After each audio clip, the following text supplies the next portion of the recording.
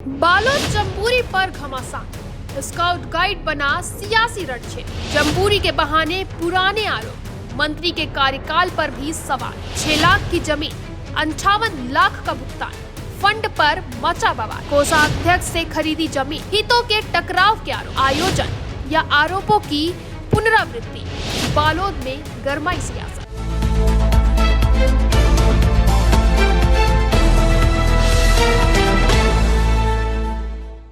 नमस्कार, आप देख रहे हैं निशानेबाज और मैं हूं आपके साथ रिया। देश भर के बच्चों को अनुशासन, सेवा और भाईचारे की सीख देने वाला स्काउट गाइड आज खुद सत्ता की लड़ाई में उलझ गया है। बालोद में होने वाली राष्ट्रीय रोवर रेंजर जम्बूरी अब बच्चों का उत्सव नहीं, बल्कि कुर्सी, आदेश और करोड़ों की व्यवस्था पर सियासी संग्राम बन चुकी है। सवाल साफ है, कौन है असली अध्यक्ष, किसके आदेश वैध हैं और क्या जम्बूरी के नाम पर सिस्टम में कुछ और ही पक रहा है। देखिए इस पर एक रिपोर्ट। छत्तीसगढ़ के बालोद जिले में 9 से 31 जनवरी 2026 तक प्रस्तावित राष्ट्रीय रोवर रेंजर जम्बूरी अब केवल एक राष्ट्रीय आयोजन नहीं रहा, बल्कि यह सीधे सीधे बीजेपी के भीतर सत्ता बनाम संगठन की जंग का प्रतीक बन गया है। जहां एक तरफ बीजेपी के वरिष्ठ सांसद बृजमोहन अग्रवाल खुद को Bharat scouts and guides Chhattisgarh राज्य परिषद का वैधानिक अध्यक्ष बता रहे हैं, तो दूसरी ओर स्कूल शिक्षा मंत्री गजेंद्र यादव को सरकार द्वारा पदेन अध्यक्ष घोषित किया गया है। और इसी दोहरे दावे ने पूरे राज्य में राजनीतिक भूचाल खड़ा कर दिया है। सांसद बृजमोहन अग्रवाल ने खुलकर कहा कि अध्यक्ष होने के नाते उन्हें न तो आयोजन की जानकारी दी गई, न स्थान परिवर्तन की और न ही किसी बैठक में शामिल किया गया। जबकि जम्बूरी जैसा बड़ा राष्ट्रीय कार्यक्रम पहले नवा रायपुर में प्रस्तावित था, जिसे कथित रूप से नियमों को ताक पर रखकर बालोद शिफ्ट किया गया।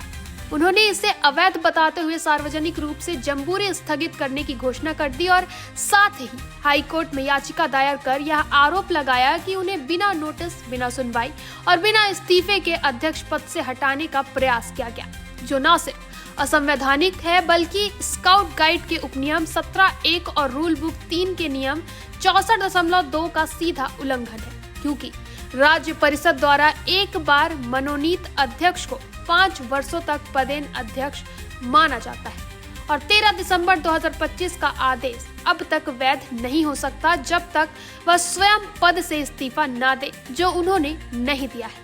वहीं बृजमोहन अग्रवाल ने याचिका में 10 करोड़ रुपए तक की वित्तीय गड़बड़ी का भी दावा किया है, जिससे यह मामला सिर्फ पद का नहीं बल्कि संभावित घोटाले की ओर भी इशारा करता है। उधर स्कूल शिक्षा मंत्री गजेंद्र यादव ने इन आरोपों को सिरे से खारिज करते हुए कहा कि यह राष्ट्रीय आयोजन है और राष्ट्रीय अध्यक्ष के दिशा निर्देशों के अनुसार ही सब कुछ हो रहा है।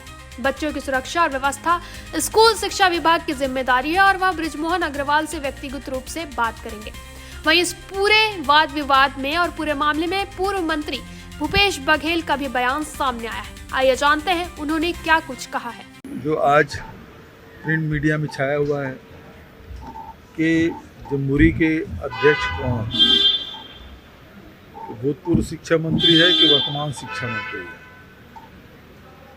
और मुख्यमंत्री इस मामले में मौन धारण कर लिया है। मामला तब उजागर हुआ अभी जब मैं बालोद गया था, सिकोसम कार्यक्रम था, वहाँ बताया गया कि बिना टेंडर के 15 करोड़ के काम करा दिए गए। भ्रष्टाचार के भेंट चढ़ गया है और अभी इनमें इतना खींचातान हो रहा है। सांसद के बयान कुछ और हैं, मंत्री के बयान कुछ और है और मुख्यमंत्री चुपचाप सोए।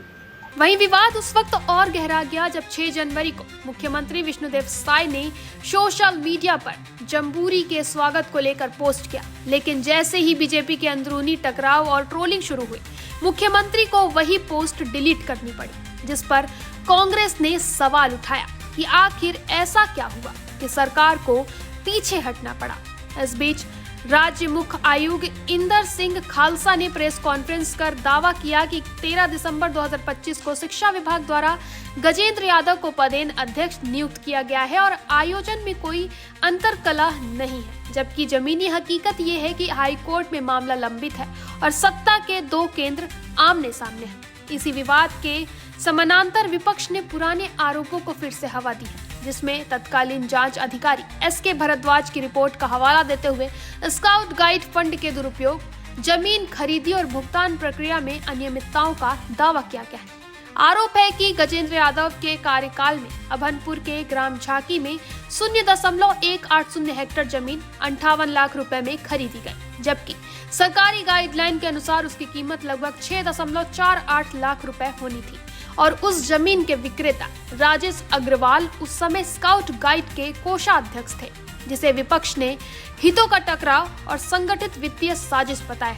हालांकि मंत्री गजेंद्र यादव इन सभी आरोपों को राजनीतिक बताते हुए खारिज कर चुके हैं। दूसरी ओर जिला प्रशासन का दावा है कि बालोद के दुधली गांव में 150 एकड़ के भव्य जम्बूरी स्थल, 2000 से ज्यादा टेंट, 8 विशाल डोम, कंट्रोल रूम, मेस और 18,000 से ज्यादा बच्चों के स्वागत की तैयारियां पूरी है। सवाल अब ये है कि क्या यह आयोजन बच्चों के भाईचारे का पर्व बनेगा या सत्ता संघर्ष की भेंट चढ़ेगा?